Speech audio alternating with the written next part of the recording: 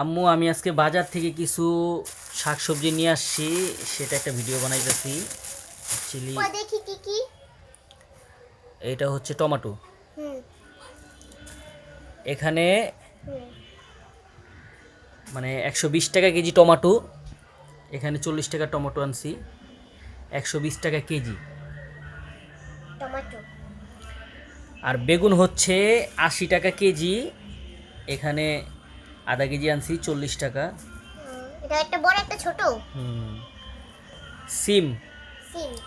এই সিম শীতের মৌসুমে দাম কম থাকবে এটা স্বাভাবিক, কিন্তু 120 টাকা কেজি আনলাম।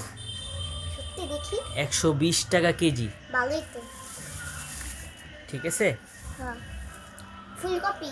ফুলকপি, এতটুক ফুলকপি এটার দাম নিল 50 টাকা।